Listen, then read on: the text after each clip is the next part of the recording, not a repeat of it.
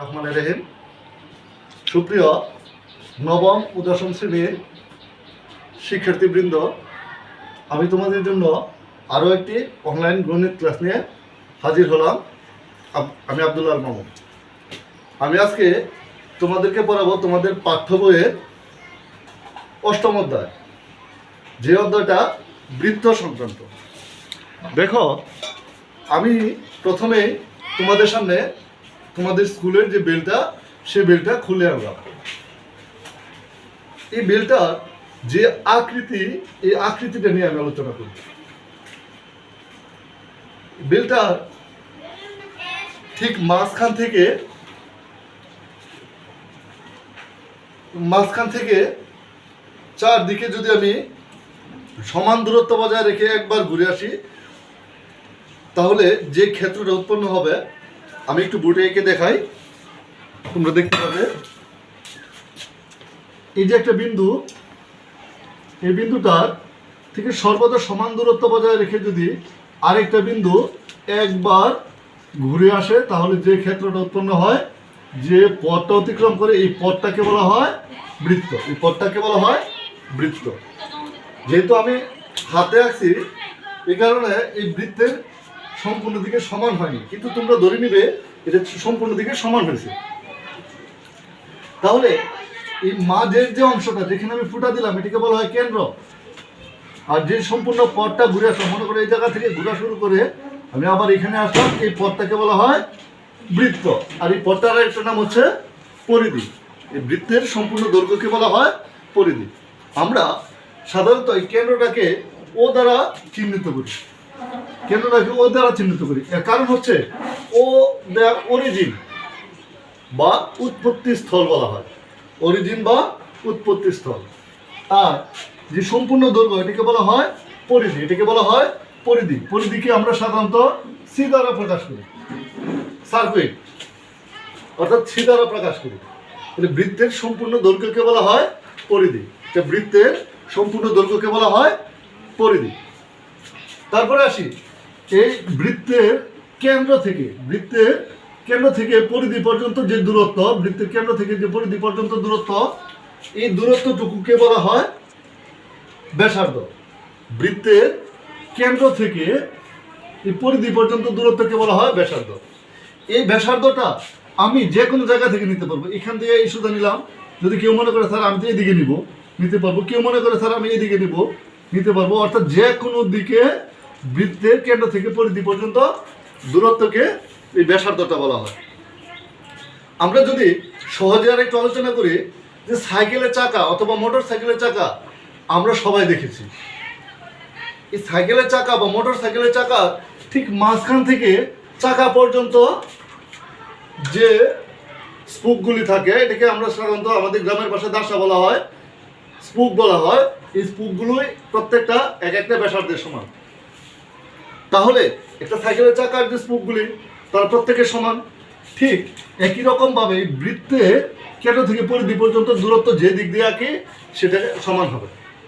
তাহলে আমরা সিদ্ধান্ত নিতে পারি, একটা বৃত্তের কেন্দ্র থেকে পরিধি পর্যন্ত দূরত্বকে ব্যাসার্ধ বলে।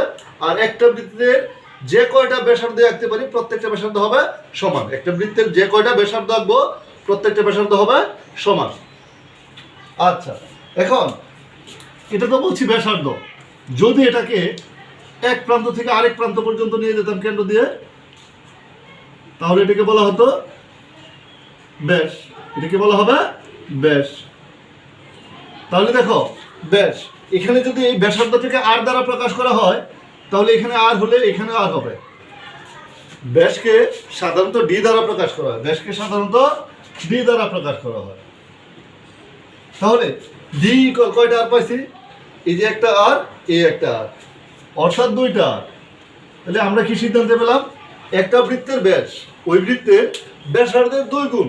একটা বৃত্তের ব্যাস ওই বৃত্তের ব্যাসার্ধের 2 গুণ। তাহলে আমরা বৃত্তের ব্যাস এবং ব্যাসার্ধের সম্পর্ক পেলাম। তারপরে আমরা আরেকটা বৃত্ত আঁকি। এই একটা বৃত্ত আঁকলাম। আমি বলছিলাম বৃত্তের ব্যাসার্ধ চিনছি, ব্যাস চিনছি। এখন আসবো যা সম্পর্কে আলোচনা। একটা বৃত্তের পরিধির এক প্রান্ত থেকে অপর প্রান্ত পর্যন্ত দূরত্বকে, একটা বৃত্তের পরিধির এক প্রান্ত থেকে অপর প্রান্ত পর্যন্ত দূরত্ব বা যে রেখা কল্পনা করা হয় বা আঁকা যায় তাকে বলা হয় যা। যেমন এই বৃত্তটা যদি চিন্তা করি, এই পরিধির এই যে এই প্রান্ত থেকে এই প্রান্ত পর্যন্ত একটা দূরত্ব আঁকলাম, এখান থেকে এই দিকে আরেকটা দূরত্ব আঁকলাম, তাহলে এটা যা হলো। আবার যদি কেউ মনে করে না স্যার আমি এইভাবে একটা দূরত্ব আঁকবো, তাহলে এটাও যা হলো। তাহলে বৃত্তের পরিধির এক প্রান্ত থেকে অপর প্রান্ত পর্যন্ত দূরত্ব, বৃত্তের পরিধির এক প্রান্ত থেকে অপর প্রান্ত পর্যন্ত দূরত্ব, বৃত্তের পরিধির এক প্রান্ত থেকে অপর প্রান্ত পর্যন্ত দূরত্ব যে কোনো দিক দিয়ে হলে সেটাকে বলা হয় যা। আচ্ছা তাহলে দেখো, এই যাটা আর এই যা প্রত্যেকটা কখনো সমান নয়, সমান হতেও পারে নাও হতে পারে। তাহলে পরিধির যে কোনো দিক দিয়ে আমি, বৃত্তের যে কোনো দিক দিয়ে আমি যা আঁকতে পারবো, তাহলে সবগুলি যা সমান নাও হতে পারে। দেখো এই যাটা বৃত্তের যে একটা দিক দিয়ে গেছে, এটা আরেকটা দিক দিয়ে গেছে, এটা মাঝ দিয়ে গেছে। আমরা একটু শিখবো, এটাকে যদি কল্পনা করি, এটা তো আমার কেন্দ্র, এটা যখন কেন্দ্র, এই মাঝ দিয়ে একটা যা গেছে, এই যাটা কি হলো, এই যে কেন্দ্র থেকে পরিধি পর্যন্ত দূরত্ব আগে শিখলাম ব্যাসার্ধ, এখনো যদি এটা ব্যাসার্ধ হয়, তাহলে এখানে কয়টা, দুইটা ব্যাসার্ধ হয়েছে। দুইটা ব্যাসার্ধ মানে কেন্দ্র দিয়ে গেলে এটা পরিধি যা আছে একটা, আর তার আর একটা নাম আছে কি, এখানে শিখছিলাম ব্যাস, এই বৃত্তে শিখছিলাম কি ব্যাস। তাহলে বৃত্তের যা দুই ধরনের হতে পারে, একটা ব্যাস আর একটা ব্যাস ভিন্ন যা, একটা ব্যাস আর একটা ব্যাস ভিন্ন যা। যদি কোনো যা বৃত্তের কেন্দ্র দিয়ে যায়, যদি কোনো যা বৃত্তের কেন্দ্র দিয়ে যায়, তখন এটাকে বলা হয় ব্যাস। আর যদি কেন্দ্রের বাইরে দিয়ে কোথাও দিয়ে যায়, তখন এটাকে যা বলবো। আর যেটা কেন্দ্র দিয়ে যায় এর নাম দুইটা, যাও ব্যাস। যেমন আমরা একটা উদাহরণের সাথে বিষয়টা ক্লিয়ার করতে পারি। আমাদের যে মা, তিনি কিন্তু তার দুইটা পরিচয় আছে। এক হচ্ছে তিনি আমার মা, ঠিক তিনি আবার কারো মেয়ে। তাহলে তার দুইটা পরিচয়, আমার নানুর কাছে গেলে সে তার মেয়ে, আর আমার কাছে আসলে তিনি আমার মা।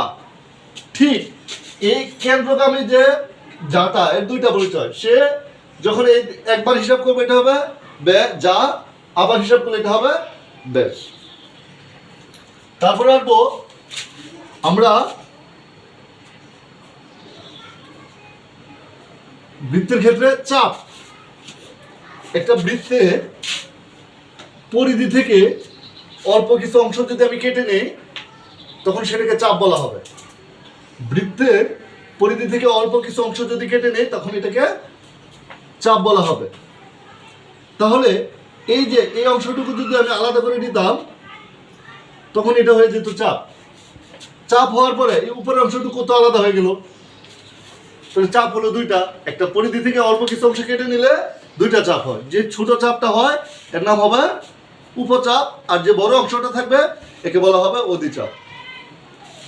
একটা বৃত্তের চাপ তার কেন্দ্রের মধ্যে যে কোণ উৎপন্ন করে তার নাম হচ্ছে কেন্দ্রস্থ কোণ, আর পরিধির উপর যদি কোনো কোণ উৎপন্ন করে এটাকে বলা হবে বৃত্তস্থ কোণ। একটা চাপ কেন্দ্রের উপর যদি কোনো কোণ উৎপন্ন করে এটার নাম হবে কেন্দ্রস্থ কোণ, আর যদি বৃত্তের পরিধির উপর কোনো কোণ উৎপন্ন করে তবে হবে বৃত্তস্থ কোণ। আমি আশা করব এই প্রাথমিক আলোচনাটুকু তোমরা সবাই বুঝতে পারছো। যদি কোথাও না বুঝো তবে কি করবে, আমাকে নক করে জানাবে। আর আমার এই চ্যানেলে এটা হবে 100তম ভিডিও। তোমরা যদি আমার ভিডিওগুলি, ক্লাসগুলি দেখে ভালো লাগে, তাহলে আমার চ্যানেলটা সাবস্ক্রাইব করে নেবে এবং অন্য শিক্ষার্থীদের দেখার সুযোগ করে দিবে। তোমাদের সবাইকে ধন্যবাদ।